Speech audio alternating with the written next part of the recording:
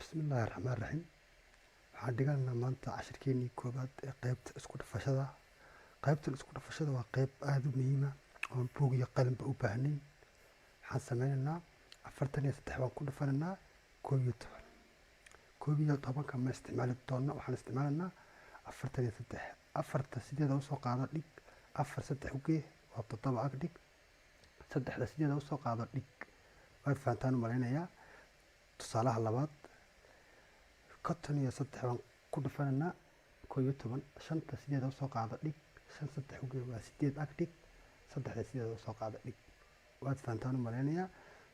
tusaalihii saddexaad 63 ku dhafo 11. 6da sideeda usoo qaado dhig, 6 3 ugee waa 9 ag dhig, 3da sideeda kusoo qaado dhig. waad fahantaan u malaynayaa. tusaale afraad haddana 72 ku dhafo 11. 7da sideeda kusoo qaado dhig, 7 2 ugee waa 9 ag dhig, 2da sideeda kusoo qaado dhig. waad fahantaan u malaynayaa. assalaamu calaykum waraxmatullaahi wabarakaatu. bismillahi raxmaan raxiim. waxaan dhiganaynaa maanta cashirkeenii labaad ee qaybta isku dhafashada ah. waxaan sameynaynaa insha allah waa qaybtii isku dhafashada ahayd ee 74 ayaan ku dhafanaynaa 11. 7da sideeda kusoo qaado ag dhig, 7 4 ugee waa 11 ag dhig, 4tana sideeda kusoo qaado daba dhig. marka 11kaas tiro kasta hadday ka weynaato 9 ee 9 dhaafto ee 10 noqoto ama 11 12 hal baa laga soo qaataa, tirada ka horeysa lagu daraa. marka maxaan sameynaynaa, waxaan ku daranaa hadda 11ka hal soo qaado, 7da ku dar waa mise waa 8.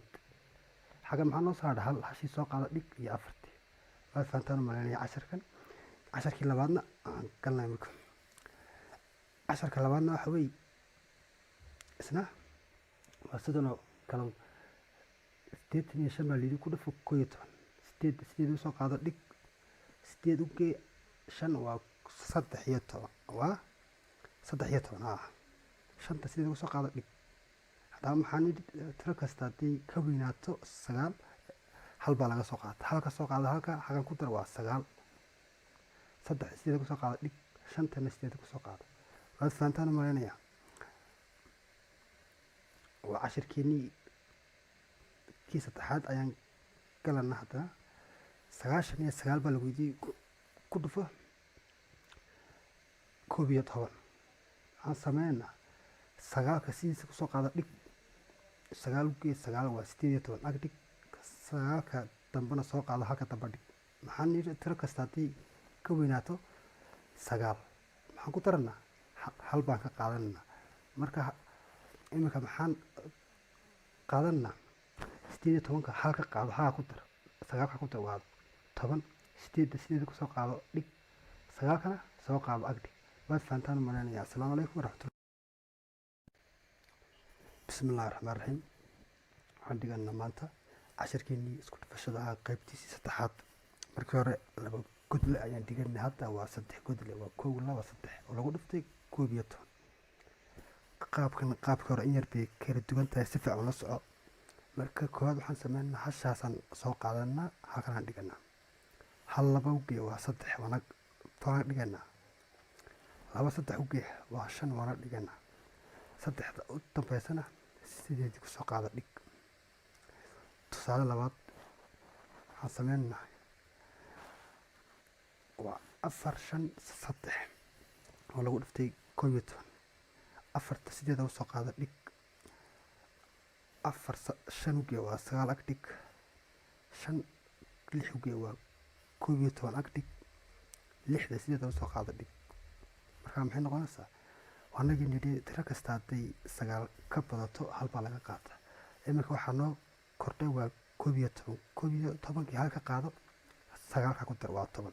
waa ka wada aragtaa 10ka laftigiisu wuu kordhay, halka si qaad 4ta ugee waa 5 eber 1 6. waad fahantaan u malaynayaa. casharkeena saddexaad waa 4 godle lagu dhifanayo 11. marka horese waxaan sameynaa hal soo qaado hasha dhig, 1 2 ugee waa 3 ag dhig, 2 3 ugee waa 5 waa ag dhig, saddex afar uge waa toddoba agtig afarta sideed ugu soo qaado.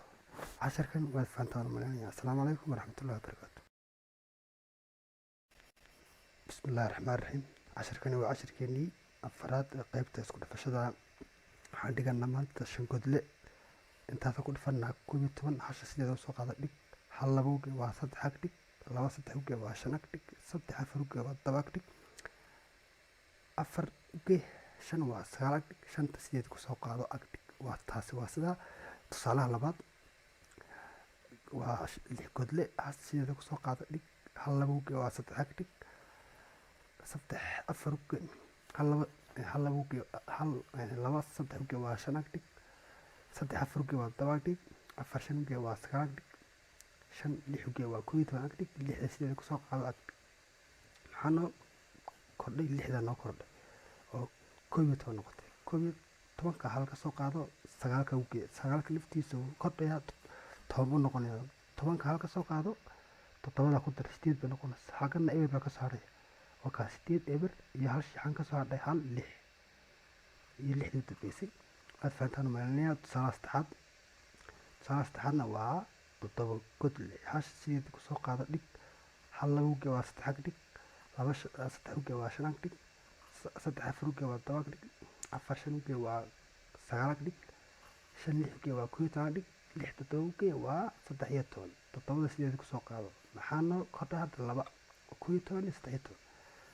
11ka halka soo qaado 9ka ku dar. wuu kordhayaa 9ku 10 buu noqonayaa. 10ka markuu kordho hal ka qaado uge 7da 8 bay noqonaysaa iyo eberkii ka soo hadhay. marka halkan hal baa noo harsanaa.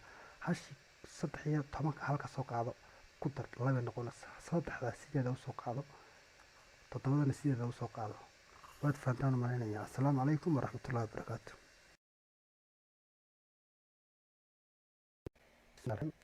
isku dhafashada ee taxanaha waa qeybtiisii 5aad. waxaan lagu iskaaga dambeysay 7 godle. maanta waxaa dhiganaa waa 8 godle oo lagu dhiftay 11 hasha sideeda kusoo qaada dhig. hal laba uge waa 3 ag dhig. laba 3 uge waa 5 ag dhig. 3 afar uge waa 7 ag dhig. 4 5 uge waa 9 ag dhig. 5 6 uge waa 11 ag dhig. 6 7 uge waa 13 ag dhig. 7 8 uge waa 11 waa 15 ag dhig. 8 sideeda kusoo qaado. marka waxaa noo kordhay waa 3 god.